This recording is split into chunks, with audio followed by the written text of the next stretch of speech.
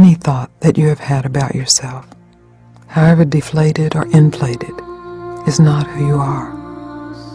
It is simply a thought. The truth of who you are cannot be thought, because it is the source of all thoughts. The truth of who you are cannot be named or defined.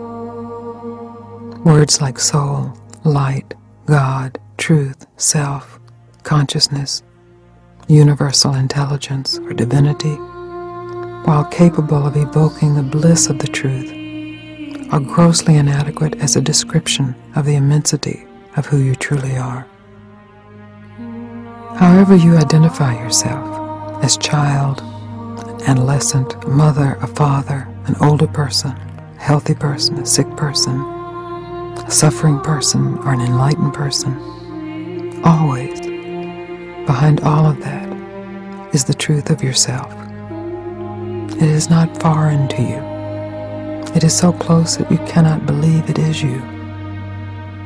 The truth of who you are is untouched by any concept of who you are, whether ignorant or enlightened, worthless or grand. The truth of who you are is free of it all. You are already free, and all that blocks your realization of that freedom is your own attachment to some thought of who you are. This thought doesn't keep you from being the truth of who you are. You already are that. It separates you from the realization of who you are. I invite you to let your attention dive into what has always been here, waiting openly for its own self-realization. Who are you, really? Are you some image that appears in your mind? Are you some sensation that appears in your body?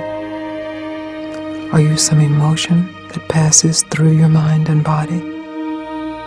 Are you something that someone else has said you are?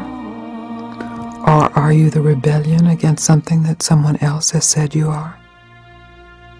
These are some of the many avenues of misidentification. All of these definitions come and go, are born and then die. The truth of who you are does not come and go. It is present before birth, throughout a lifetime, and after death.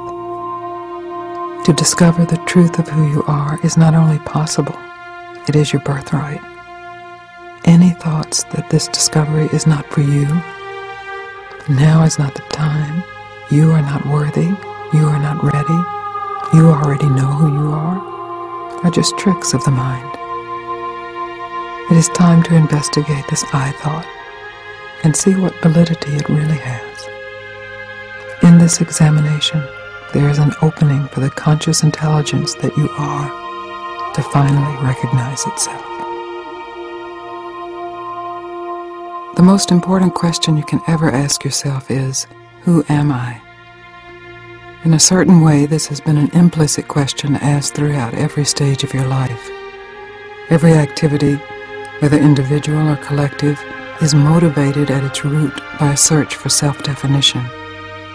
Typically, you search for a positive answer to this question and run away from a negative answer. Once this question becomes explicit, the momentum and the power of the question direct the search for the true answer, which is open-ended, alive, and filled with ever-deepening insight.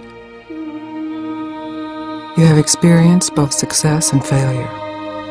After a certain stage, early or late, you realize that who you are, however that is defined, is not satisfying. Unless this question has been truly answered, not just conventionally answered, you will still be hungry to know. Because no matter how you have been defined by others, well-meaning or not, and no matter how you have defined yourself, no definition can bring lasting certitude. The moment of recognizing that no answer has ever satisfied this question is crucial. It is often referred to as the moment of spiritual ripeness, the moment of spiritual maturity. At this point, you can consciously investigate who you really are. In its power and simplicity, the question, who am I, throws the mind back to the root of personal identification, the basic assumption, I am somebody. Rather than automatically taking that assumption as the truth, you can investigate deeper.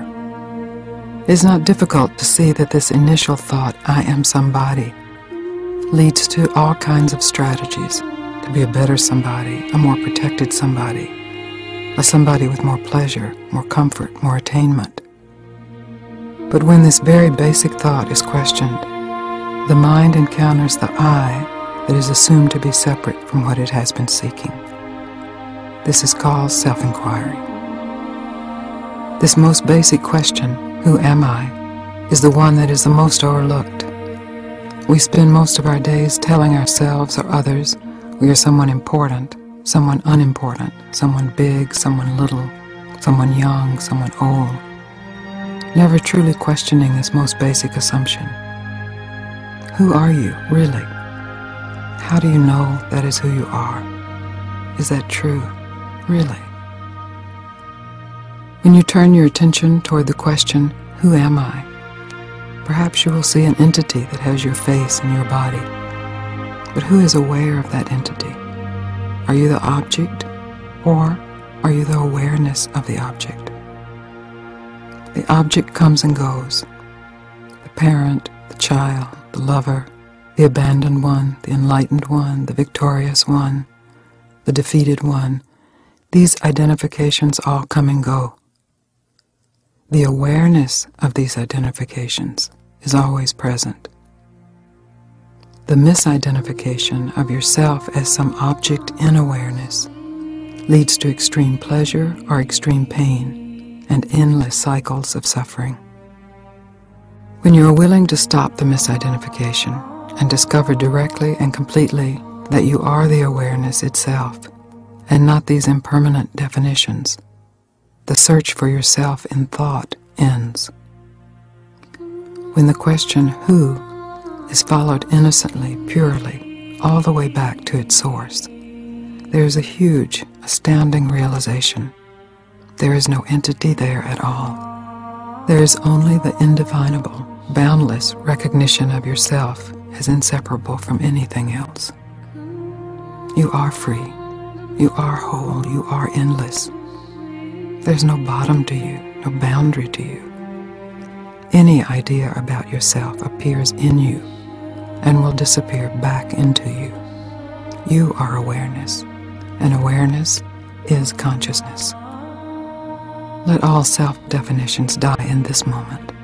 Let them go and see what remains.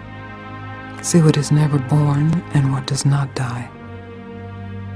Feel the relief of laying down the burden of defining yourself.